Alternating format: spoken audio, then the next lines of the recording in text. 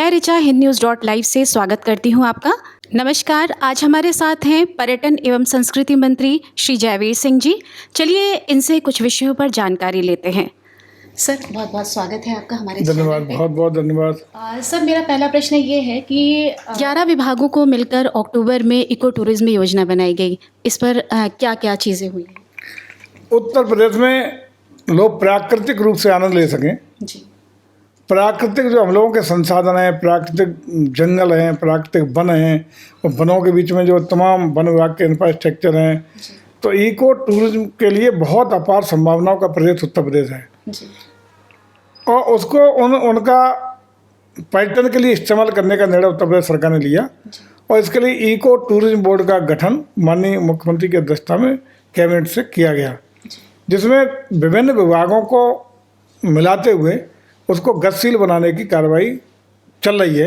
अलग से बजट की व्यवस्था है, और उसमें प्रयास किया जा रहा है कि वन विभाग के जो स्थान हैं उनको उसमें डेवलप करा जाए, और आयुर्वेद में पंचकर्म की व्यवस्था, सतकर्म की व्यवस्था, आयुर्वेद, चूँकि कोरोना काल के बाद पूरे विश्व भर में लोग अपने स्वास्थ्य के प्रति बहुत जागरूक हुए हैं, अवेयरनेस आई है, और लोग चाहते हैं कि उनका स्वस्थ रहें, उनको थेरेपी मिले, और ख़ास रूप से आयुर्वेद पर काफ़ी बड़ा विश्वास बढ़ा है। तो आयुर्वेद के द्वारा हम लोगों ने आयुर्वेद को भी जोड़ा है, परिवहन को, उनके रोड डेवलपमेंट के पीडब्ल्यूडी को भी जोड़ा है, परिवहन के लिए बसों की आवागमन सुविधा के लिए जोड़ा है, अन्य अन्य विभागों को जोड़ते हुए व्यवस्था दी है। और इको टूरिज्म बोर्ड के गठन के बाद एक अधिकारी की भी IFS अधिकारी की इसमें नियुक्ति की गई है, जो इन योजनाओं को बना के उसको कार्य रूप में परिवर्तित करने का काम कर रहा है। और लखनऊ में अगर बात करें तो लखनऊ में जो वर्तमान में चिड़ियाघर है, इसको भी हम लोग कुकरेल में स्थानांतरित करने का कैबिनेट से निर्णय ले चुके हैं, और कुकरेल में नाइट सफारी बहुत बड़ा डेस्टिनेशन होगा। हिंदुस्तान की पहली नाइट सफारी कुकरेल में बनाने का काम करेंगे। सर, बुद्ध सर्किट योजना हर बार आती है और कहीं खो सी जाती है, इस बार भी ऐसा ही है, ऐसा क्यों? 12 सर्किट हम लोगों ने चिन्हित किए हैं, जिसमें रामायण सर्किट भी है, और अन्य अन्य सर्किट भी है, महाभारत सर्किट भी है, धार्मिक सर्किट भी है, अलग अलग सर्किट हैं, जिसमें एक बुद्ध सर्किट भी है, जो सारनाथ और से लेकर के और कुशीनगर से होते हुए तमाम जो उनके स्थान हैं बौद्ध जी के, उनको कनेक्ट करके हम लोगों ने बनाया है। और आपको जानकर खुशी होगी कि पहली बार कुशीनगर की धरती पर इंटरनेशनल एयरपोर्ट इसी सर्किट को डेवलप करने के लिए, इसी सर्किट को एक सुगम बनाने के लिए हम लोगों ने वहाँ इंटरनेशनल एयरपोर्ट न सिर्फ बनाया बल्कि चालू करने का काम किया। जैसे माननीय प्रधानमंत्री जी आए थे, श्रीलंका के नेता आए थे, और तमाम देशों के जो जहाँ उनके अनुयायी बौद्ध धर्म के अनुयायी है, बहुत सारे लोगों के अनुयायी, बहुत सारे देशों के अनुयायी आए थे, और वहाँ पे इन सर्किट्स को, जो भी बौद्ध सर्किट हैं, उनको डेवलप करने का, उनको प्रॉपर एयर कनेक्टिविटी देने का, रोड कनेक्टिविटी देने का, और वहाँ इंफ्रास्ट्रक्चर डेवलपमेंट का समुचित रूप से तेज विकास गति से काम किया जा रहा है, और लोग आकर्षित भी हो रहे हैं बौद्ध धर्म के विभिन्न देशों के अनुयायी। अभी हम बात करें साउथ कोरिया से, अभी जो डेलीगेशन आया जिसका स्वागत हम लोगों ने लखनऊ में किया था, वो डेलीगेशन भी इसी यात्रा को करते हुए आज बहुत प्रसन्नता के साथ वापस अपने देश गया है। सर, मेरा क्वेश्चन है कि आप, जैसे अखिलेश यादव ने आप पे बहुत गंभीर आरोप लगाया, आपने जो उसका प्रत्युत्तर दिया उस पर लोग संतुष्ट नहीं हैं, तो इस पर क्या कहना चाहेंगे आप? अब अखिलेश जी के तो किसी भी प्रश्न पर लोग गंभीरता से नहीं लेते, रोज़ कहाँ क्या कह दे रहे हैं।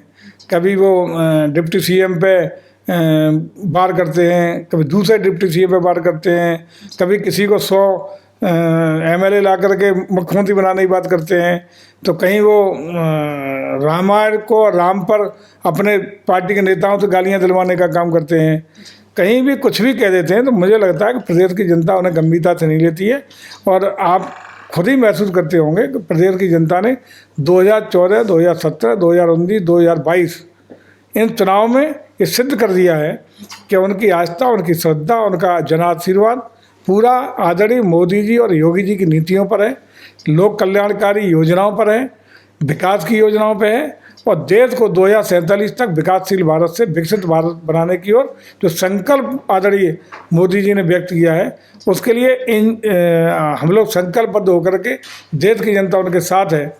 और आज जहाँ उत्तर प्रदेश की यदि हम बात करें तो उत्तर प्रदेश में जो निवेश का वातावरण बना है लॉ एंड ऑर्डर की वजह से, लॉ एंड ऑर्डर पर जीरो टॉलरेंस की नीति, भ्रष्टाचार पर जीरो टॉलरेंस की नीति जो आदरणीय पूजनीय हमारे महाराज जी ने तय की, उसी का परिणाम है कि उत्तर प्रदेश में देश और विदेश के इन्वेस्टर का विश्वास बढ़ा और 10,000 करोड़ के लक्ष्य के सापेक्ष 35 लाख करोड़ के निवेश के MOU उत्तर प्रदेश में साइन हुए। ये अब तक का कीर्तिमान है और इतना संभावना वाला प्रदेश बन गया है कि अब बीमार राज्य से उभर के, जो अखिलेश जी के ज़माने में बीमार राज था, दंगाइयों का राज था, अपराधियों का राज करने का यहाँ पर जा कुख्यात था, उससे उभर के आज उत्तर प्रदेश हिंदुस्तान का ग्रोथ इंजन बनने जा रहा है। सर, जैसे 2024 में अगर लोकसभा का चुनाव होता है तो भाजपा अगर आपको डिम्पल यादव के खिलाफ मतलब खड़ा करती है चुनाव में, तो आप लड़ना चाहेंगे? नहीं, देखिए, हम लोगों की इच्छा और अनिच्छा पे कोई प्रश्न नहीं उठता। हम लोग तो पार्टी के सिपाही हैं। ये सही है कि मेरी कोई इच्छा नहीं है, लेकिन पार्टी का जो निर्देश आदेश होता है वो सबके लिए बाध्यकारी है। जो अगर पार्टी आदेश जिसके लिए जहाँ करेगी वहाँ वो चुनाव लड़ेगा, उसके लिए हम लोग मन मर्जी से कुछ होने वाला है। लेकिन ये सही है कि मैं वहाँ के प्रत्याशी के रूप में दावेदार नहीं हूँ। सर, 2017 से योगी सरकार दीपोत्सव मना रही है, ठीक है। हर बार दियों की संख्या भी बढ़ती ही जा रही है और विश्व रिकॉर्ड भी बन रहा है। तो 2023 की दीपोत्सव के लिए, दीपावली के लिए क्या कोई कार्य योजना अभी से बनाई गई है? देखिए, 2017 में आदरणीय योगी जी के नेतृत्व में सरकार बनने के बाद भगवान राम का अयोध्या, उनका जन्म स्थान अयोध्या, भव्यता दिव्यता के साथ लगातार दीपावली का पर्व शुरू हुआ और लास्ट ईयर लगभग 17 लाख दिए जलाकर हम लोगों ने Guinness Book of World Record में अपना नाम दर्ज कराने का काम किया। उसका वहाँ से सर्टिफिकेट हम लोगों को मिला। हमारे मध्य प्रदेश ने उस रिकॉर्ड को पुनः तोड़ने का काम किया है। हम अगले साल जो दीपावली 2023 की होगी, पिछले साल से ज़्यादा और भव्यता और दिव्यता के साथ पुनः एक बार Guinness Book of World Record में अपना ही रिकॉर्ड तोड़ के, मध्य प्रदेश का रिकॉर्ड तोड़ के और बेहतरीन करेंगे। जहाँ तक धार्मिक आयोजनों का मसला है, आने वाले 2025 में हम लोग महाकुंभ का आयोजन भी कर रहे हैं। महाकुंभ संगम की धरती पे, जहाँ गंगा यमुना सरस्वती का संगम होता है, उस पर पिछला भी जो आयोजन हुआ है अर्धकुंभ का, वो भी एक ऐतिहासिक आयोजन था जिसको लोग पूरे विश्व में सराहना हुई, बिना विघ्न बाधा के संपन्न हुआ और अब तक के सारे रिकॉर्ड बीट करते हुए ज़्यादा श्रद्धालुओं को हम लोग अब गंगा स्नान के लिए और नदियों के स्नान के लिए और अपने प्रयागराज में बुलाने में सफल हुए। और आने वाला जो कुंभ होगा, पूर्ण कुंभ जिसको कहेंगे, अब आप अंदाजा लगाइए, अर्धकुंभ इतना भव्य था तो महाकुंभ हमारा कितना भव्य होगा, जिसके लिए अभी से पिछले साल भी बजट में 50 करोड़ की व्यवस्था थी, इस साल भी बजट की व्यवस्था की और 2500 करोड़ रुपए का बजट की व्यवस्था अभी से उस महाकुंभ के लिए हम कर रहे हैं।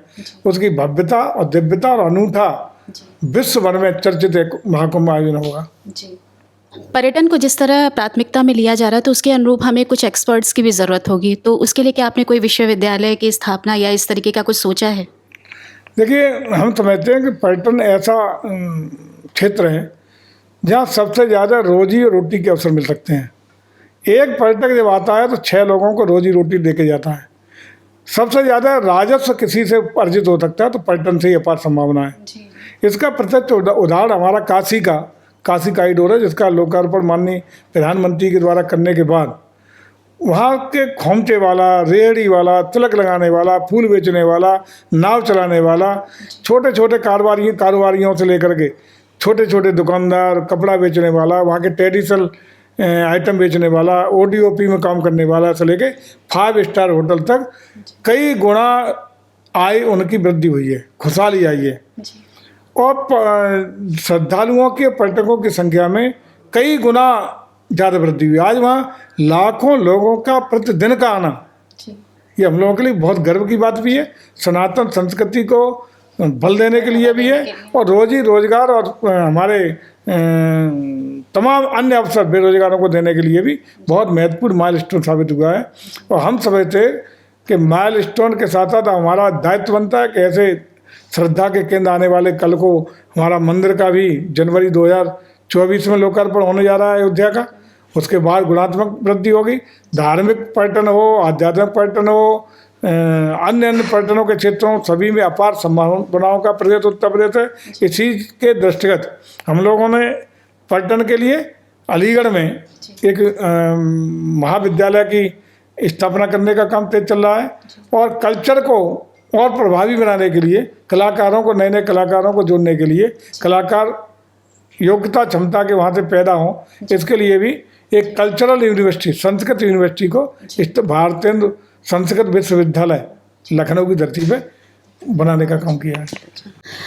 सर बहुत बहुत धन्यवाद आपका इतना बहुमूल्य समय देने के लिए हिंदन्यूज़.लाइव के लिए और उत्तर प्रदेश में इतने सारे बदलाव लाने के लिए जो कि योगी सरकार में बहुत ही मायने रखता है। चलिए आप आई, आपने हमारी बात दर्शकों तक पहुंचाने का काम किया, इसके लिए आपको भी बहुत बहुत धन्यवाद। प्रदेश की उपलब्धियां पर्यटन और संस्कृति के क्षेत्र में जन जन तक पहुंचाने का आपके माध्यम से हमारा प्रचार प्रसार हुआ, उसके लिए आपका भी बहुत बहुत धन्यवाद, आभार। Thank you sir.